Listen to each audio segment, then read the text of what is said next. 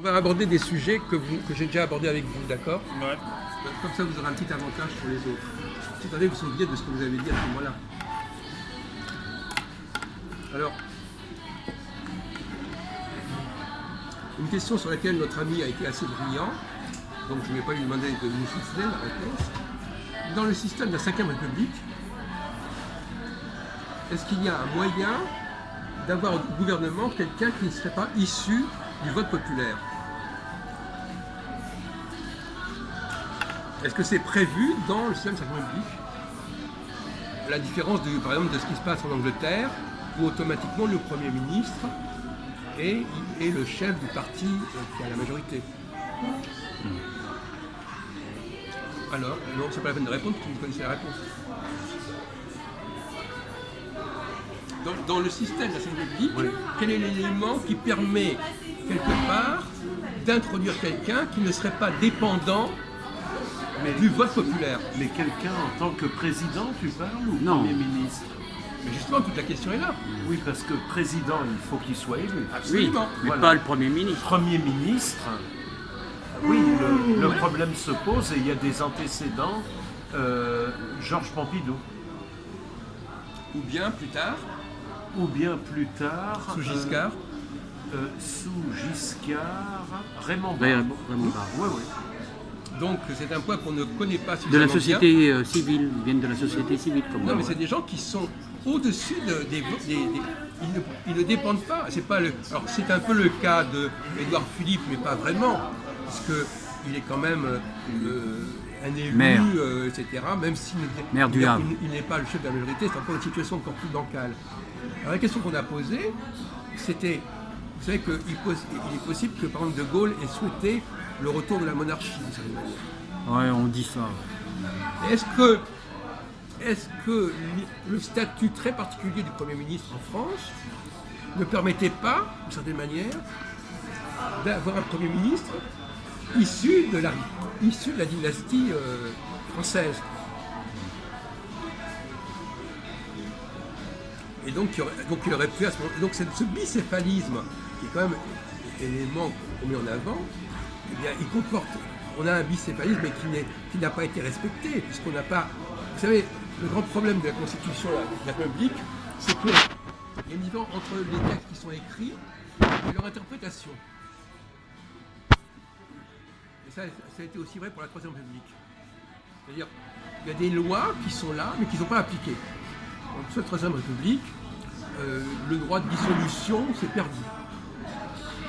Presque le début de la Troisième République.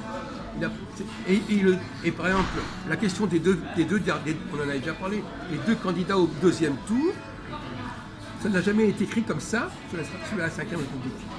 Vous vous souvenez de ça? Qu'est-ce qu'on a dit à ce sujet? On a eu un débat considérable sur le deuxième tour. Qu'est-ce qui vous en reste? Le deuxième tour des présidentielles. Ah non, c'est... Je m'inscris pas en faux, mais... J'ai rien dit. Non, mais au présidentiel, oui. Pour le second tour, c'est les deux candidats les mieux placés. C'est pour les législatives où il peut y avoir au deuxième tour... Non. Les textes exactement de l'article 7 de la loi révisée ne disent pas que ce sont les deux candidats les mieux placés qui restent. On dit les candidats qui resteront. Oui. C'est pas pareil. Bah oui. Est-ce que c'est vraiment démocratique, quelqu'un qui s'en va. Si par exemple Marine Le Pen, pour l'exemple, quelqu'un de droite lui avait dit, écoutez madame, toute seule vous allez à la catastrophe, vous vous retirez, moi je me prends une gente à votre place, par exemple Fillon, lui, tu aurais pu dire à Marine Le Pen, écoutez, effectivement, je suis arrivé après vous, oui, vous n'avez aucune chance de gagner. Ouais, voilà. Vous vous retirez, et puis moi je vous donnerai un poste, voilà. Et ça existe dans la Constitution, mais ça n'est pas appliqué. Il est exact. Vous relisez l'article 7, il est écrit, il n'est pas dit que c'est automatiquement les deux premiers qui vont rester. Ils disent sous réserve de certaines désistements. Ouais, il n'y a pas des lois, qu'on appelle ça les lois. Et les Français, ils ne le savent pas, ça. Pour appliquer la Constitution, là. Des lois. Non, il n'y a aucune loi qui régit de manière précise cette question-là. Et la troisième personne, c'était Fillon, la dernière fois? en numéro 3. Oui. Mélenchon Ouais, 4. le loi qu'on appelle sorte de loi Donc, constitutionnelle, tu sais. il aurait pu y avoir un Ils sont pas- accord, ceux qui Fillon, permettent d'appliquer, Marine Le ils sont- Pen. ils sont très- Marine Le Pen, et à ce moment-là, Fillon pouvait gagner contre Voilà. Mélenchon. Des Ouais. lois organiques, Contre organiques et fonctionnelles. Non, mais il n'y a pas de loi organique Macron. concernant cette question-là, je vous rassure tout de suite. Et d'ailleurs, comme le dit très bien Philippe Friedman, le principe est à peu près le même que pour les législatives. C'est qu'en réalité, le désistement dans les deux cas peut exister. Le candidat arrivé en tête, dans bien des cas, on dit non, ben celui-là il arrivera en tête, mais au deuxième tour il sera battu. Donc on va trouver un autre arrangement. Non, mais au législatif, tu peux, avec un certain pourcentage, même si tu es en troisième Il faut position. te maintenir. Absolument. Oui. 12,5 ou Oui, mais je sais ça plus change où pas on en est. grand-chose. Ouais, ouais. Ça change pas grand-chose. Ouais. Parce que de toute façon, non, je suis d'accord que c'est une différence, mais globalement, ce qui est important, c'est de ne pas laisser, de mettre en tête des gens qui peuvent gagner. Donc, comme on savait très bien dès le départ que Marine Le Pen ne pouvait pas gagner, Voilà. la droite aurait dû s'arranger Ça, c'est pas pour démocratique. Ça. l'intégrer. Et ça n'a pas été fait parce qu'il y a une perception rigide Ouais. et restrictive de cette loi. Ça, c'est pas démocratique, ça. Hein. Et ils n'ont pas compris qu'ils avaient tout Donc à fait- finalement, c'est une élection à un Non, mais tour. c'est aussi les réalités idéologiques, etc. C'est cette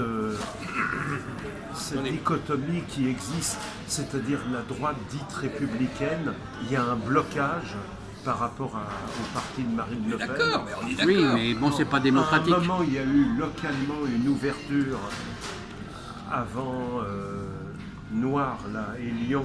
Il y a quelques dissidents qui ont essayé d'instituer un pont. Ça a été qu'une Mais velléité. si vous voulez, si la droite la française est la plus bête du monde, c'est son problème. C'est Guy Mollet Voilà. qui l'avait dit. Oui, en bah, 50. Je fume que le bas. Ils n'ont pas de tort. Ou la casquette. Effectivement, personne n'ignore les blocages qui existent entre le Front National et les Républicains. Oui, mais en même temps, c'est pas Mais de démocratique. toute façon, en l'occurrence, c'est même pas un blocage. Parce qu'il y a une façon de dire à Marine Le Pen, vous me laissez passer devant vous. C'est pas un blocage. Mais même ils s'en servent On n'a finalement. pas dit le contraire. On lui dit, vous nous libérez ce terrain pour qu'on puisse gagner. Et vous, en contrepartie, on vous fera quelques grâces. Ça, c'est le piège à Mitterrand qui marche depuis 81. Marine Le Pen. Sauf qu'à l'époque, c'était son C'est père. autre chose. Non, c'était la proportionnelle en 80. Ouais. Donc, alors je vais continuer mes questions politiques que j'avais abordées d'ailleurs avec, je ne sais pas comment il s'appelle déjà, mais donc, Jean-Put. ça change tout le temps. Ça change tout le temps. Qui c'est tout ça? Alors, prenons le cas du Brexit. Oui. Là, c'est des petites devinettes politiques de raisonnement, et c'est une façon de montrer son intelligence.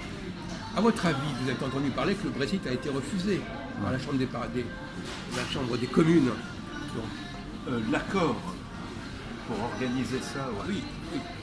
oui, Les modalités, ils vont remettre ça sur le tapis. d'accord. Bon.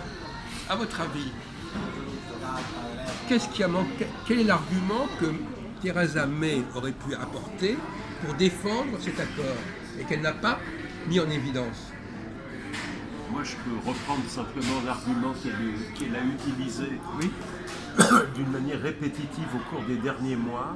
Même le premier jour, elle a dit. C'est loin d'être excellent, mais on ne peut pas trouver mieux. Non, mais d'accord. Non, le premier jour, ils ont dit, les Anglais, et ça c'est très anglais, ils ont dit plutôt pas d'accord qu'un mauvais accord. Et ça c'est très british. Oui.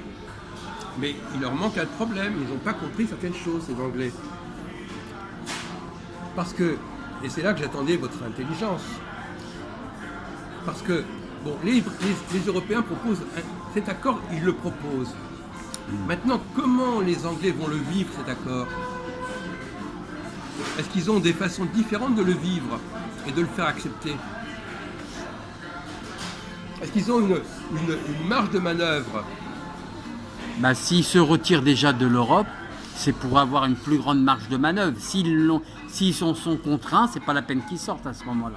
C'est pour ça qu'ils ont On dit refusé. une marge de manœuvre suffisante pour garder cet accord